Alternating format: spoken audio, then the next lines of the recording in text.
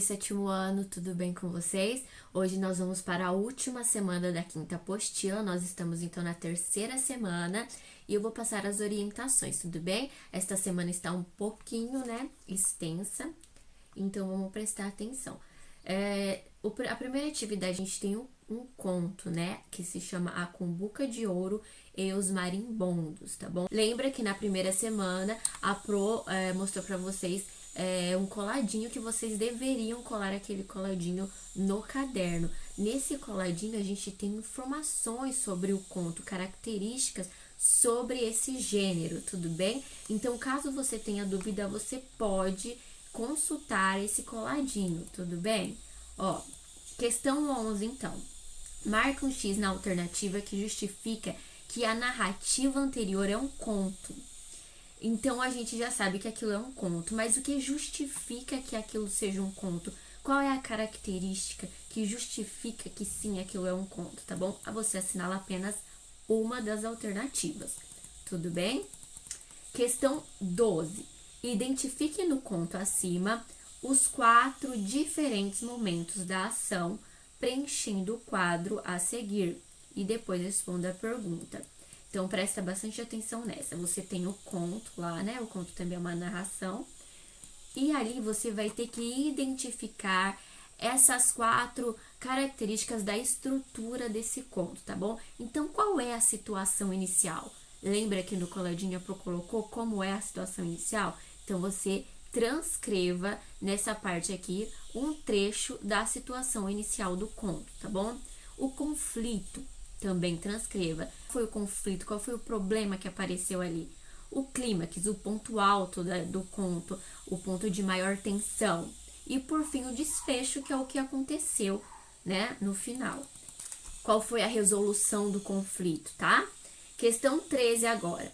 O conto traz algum ensinamento? Se sim, qual? Como eu disse, é característica muito forte do conto popular ter um ensinamento no final. Então, leia aí para você qual é o ensinamento que você acha que teve nesse conto.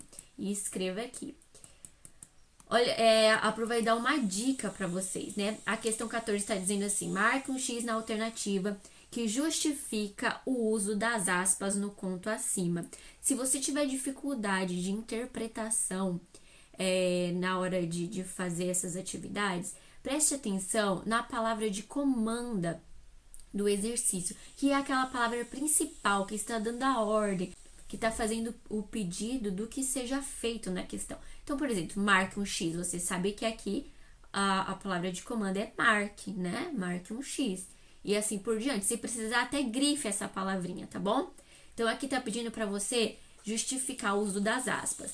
Aí, olha lá no texto, tá usando aspas em mais de um trecho, Então, os dois estão usando com a mesma função, tá bom? Dos dois casos que usou as aspas. Então, por exemplo, na primeira tá falando assim: ó, compadre, fecha as portas e deixa somente uma banda da janela aberta. Isso está entre aspas, certo?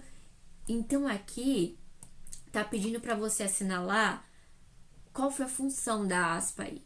É a inclusão de uma língua estrangeira ou é a transcrição de uma fala? Colocou lá o que a personagem disse, tá bom? É a indicação de um pensamento ou é o uso de termos que o sentido esteja modificado do habitual, tá? Aqui nessa parte aqui, que a professora até vai colocar aqui, nessa parte aqui, ó, não esqueça de registrar. Aqui vocês precisam anotar no caderno toda vez que vocês virem essa flechinha, como eu já falei, Então, ó, você vai anotar isso no seu caderno de português, tudo bem? Copie bem bonito, use a caneta colorida, com letra legível, porque isso você vai poder usar quando tiver uma prova, quando precisar consultar, tudo bem? Então, aqui a gente tá falando de adjetivos. Então, o que é adjetivo, gente? O adjetivo, ele é uma classe gramatical, Ele faz parte das classes gramaticais e ele serve para caracterizar o substantivo, tá bom? Então, ele dá qualidade para o substantivo. Pode ser qualidade boa ou qualidade ruim, ele apenas caracteriza esse substantivo. Temos exemplo aqui, garota bonita, garotas bonitas. Ele, portanto, flexiona, ou seja, ele muda, né? Ele tem essa capacidade de se modificar e de se adequar de acordo com o substantivo. Por exemplo, ele varia em gênero feminino, masculino, bonita, bonito. Ele varia em número, plural e singular, bonitas, bonitos, né? Ele também varia em grau, né? O grau aumentativo e diminutivo. E aí é que entra, ele pode ser tanto do comparativo, porque a gente usa ele para comparar coisas. Por exemplo, Maria é tão bonita quanto Ângela. Como ele também pode usar o superlativo, que é aquele superior. Maria é mais bonita que Ana. Ou Maria é belíssima, né?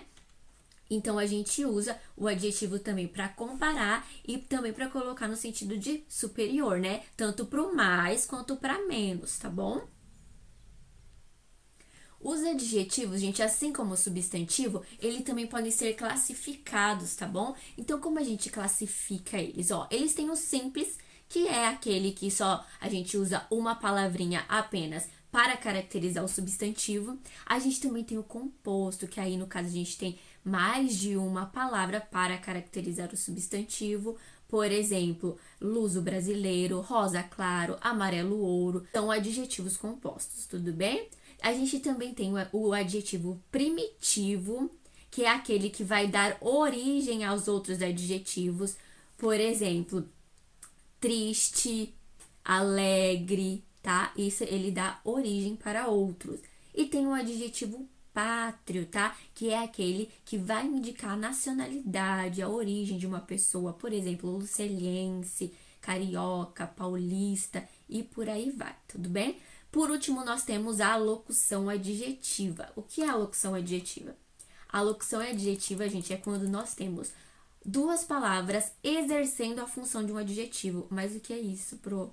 A gente tem uma preposição e um substantivo dando qualidade para um substantivo. Por exemplo, pão de mel.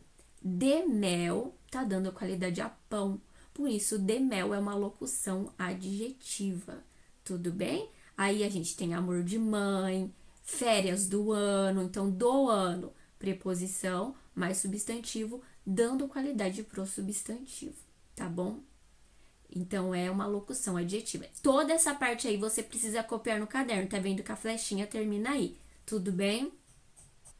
E agora nós teremos questões relacionadas à classe gramatical adjetivo, tá bom? Na questão 15, vocês precisam completar aí os espacinhos com um substantivo que deriva do adjetivo que está indicado entre parênteses. Por exemplo, a gente tem triste.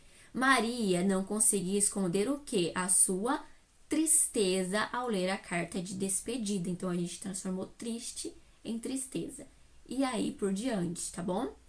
Agora, nós vamos para a questão 16. Na 16, vocês irão completar, mas aqui presta atenção que a gente tem um observa aí. Vocês vão completar com esa ou com esa, né? A gente tem o japonês, japonesa. Aquele que vive no campo é o camponês. E a mulher é quem, gente? A camponesa. Aí vocês completem aí, assim por diante, tá bom? Tem da China. E aí você analisa a frase para saber qual é o adjetivo pato que você vai usar aí.